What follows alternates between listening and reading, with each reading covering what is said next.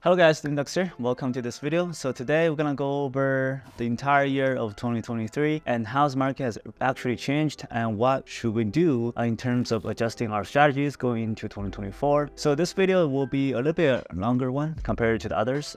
And before I start this video, make sure to click the like button and subscribe, and let's get into it. All right, so the first one I want to cover is Biotechs. So we've been experiencing a lot more biotechs compared to technology stocks. And let me show you guys a very interesting statistics. So we have a bunch of tickers that happened that's in the biotech sectors. As I talked about in the previous couple of videos, biotechs, they do not follow the average statistics that we are currently tracking. I have built a sheet of pretty much all the biotechs included with the normal plays together. And we will have three rows, which is if you trade without the biotechs, if you trade with the biotechs, and if you only trade biotechs. And we will have pretty much an end of the summary of how it's going to perform until end of the year, and all those entries and exits will be automatically calculated by the average normal statistics. Say a 1 million to 3 million float, we're looking at 30%, 20% pushing percentages on gap up short, overextend gap downs based on bar comparisons,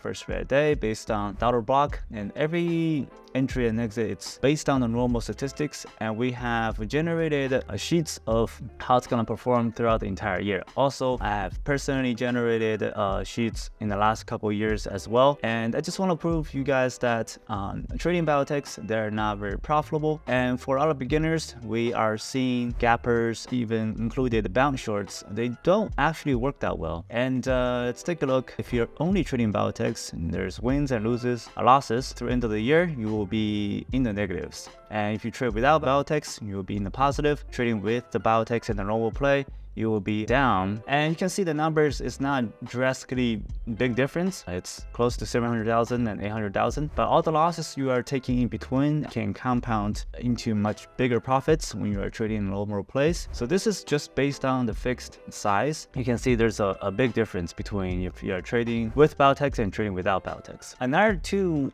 of the, I would say, the most frequent play you will see is typically you will run into tickers with really low floats, and there are biotechs, and there is tons of warrants, and that's ready to be executed. And there's offerings pretty much on all of the biotechs. Biotechs, they do reverse splits, and they do offerings, they do warrants, and there's a bunch of active warrants in the stock. And the stock is trading, let's say, anywhere between 1 million to 5 million float.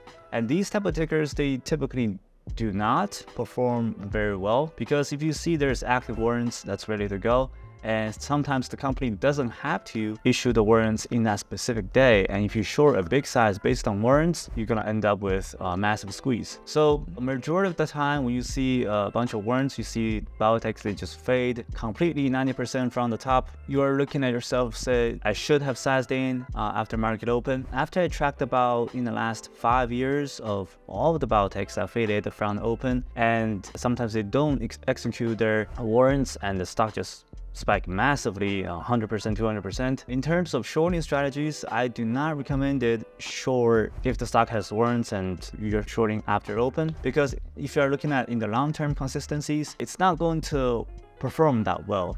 And if you make money, let's say the tickers has a low float and you short it at the open, it has a bunch of warrants ready to go, and you fade it, let's say, all the way down to where it began to spike yesterday, then you will make 40%, 50% again. And next time, if they choose not to execute their warrants and you short after open, instantly 30-40% pushing percentages after open, then you will be down massively without having a potential exit, because the stock is halted all the time. So that's not a very consistent strategy. So in terms of going into long terms, I do recommend avoid all of the biotechs, only focus on technologies. Don't trade energies as well.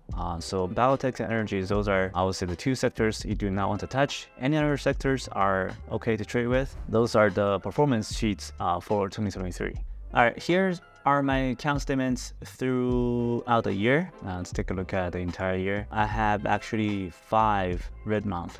This is probably the worst years of probably my entire trading career. Typically, on all of the trading months, I only have in average between 2 to 3, maximum 4 of the red months, and this year I had in total of 5. I would say there is not many trading opportunities, to be honest. Other than the January and the February tickers, pretty much throughout of the entire 2023, we had a very aggressive short squeezes, unpredictable tickers, and taking just straight gaps down, they're leaving no opportunity to short. And throughout the entire year, I would say on December, closing to the end of the year, the market is breaking to all-time high. I think we had a few of the low flow tickers, but in terms of October's and November, we don't really have that much. And I've been trading with Biotechs, especially struggling with Biotechs, and I decided to take them out completely starting around September. The only biggest month was in May. I think we had tons of bounce shorts and gap up shorts, and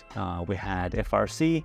That's the bankruptcy tickers. April, we had TOP and MEGO. That was a ticker that went to 200. Then we had VVOS, I believe. That was another biotech. Went to, I think it was $2 to $50. So those crazy squeezes. Also in June and July, we had OCEA, and there's another biotech. So pretty much half the losses came from biotechs. And there's one ticker I actually got caught with, which is TOP. I didn't get squeezed all the way from 17 to 200. I think I shorted around 19, covered around 22, 23-ish before the close with pretty big size. I think that's the losses came from April. And going, I would say starting from June to December, all we had was Biotechs, low floats, micro floats, and tickers that do not provide enough liquidity to short. All the tickers that we're being experiencing are anywhere between $3 to $7. It's not like we typically run into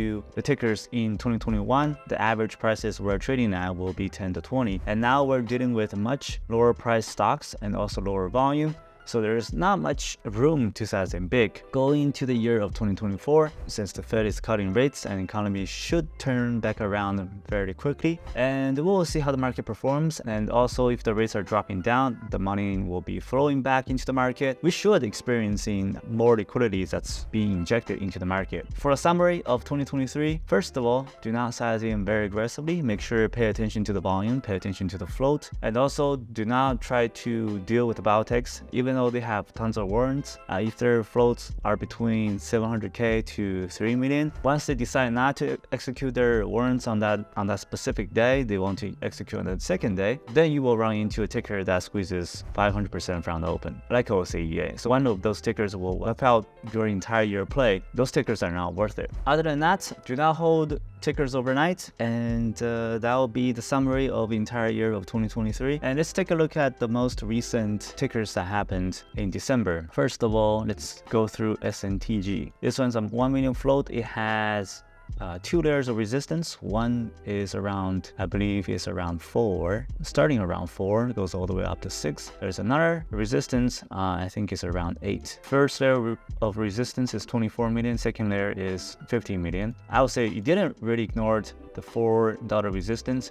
It pulled back and re-spiked all the way to 8 to the second layer resistance, then formed the longer consolidations. So for all those low flow tickers, you always want to wait for a longer consolidations. Typically these type of up and down actions are not consolidations at all. And even though the ticker has resistance, if the ticker has a low float under 3 million and the market cap is extremely low, and also the stock is easy to borrow, and on SNTG, this one is also on SSR. That's the reason why we broke through the first layer of resistance and faded in the after hour. For low floats and crowded volume with lower market cap, always wait for consolidations. You can see pretty much all of those tickers. SMFL, lower floats, formed the longer consolidations, then cracked down. Then we had another SIDU, 700k float, formed 2 hours of consolidations, then cracked down. So those tickers are shortable, but you have to wait for consolidations. Shorting into those pushes after a massive fade around 11, those are not very